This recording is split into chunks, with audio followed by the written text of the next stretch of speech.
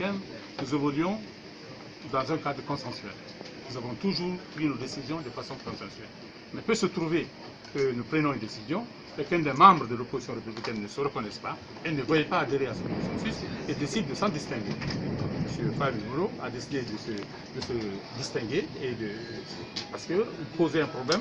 C'est un problème de calendrier qu'il a posé, c'est tout. Nous avons dit qu'étant donné que la CENI actuelle doit organiser les élections communales, locales, en tout cas au mois de février, ce n'est pas maintenant au niveau de la session budgétaire, en dehors même du fait que cette session est énormément chargée.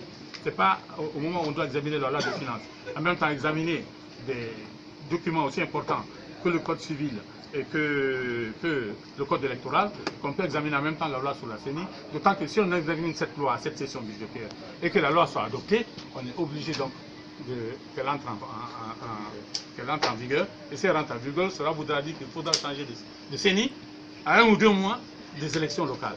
Vous savez, ce serait totalement incohérent par rapport à notre programme, à notre calendrier électoral. Donc nous nous sommes dit que la nouvelle CENI va entrer en fonction pour les élections présidentielles et avant ça pour les élections législatives. Donc nous avons le temps, de quelques mois, de procéder à sa réforme. Cela pourrait être fait donc au mois d'avril, lors de la session des lois en 2017.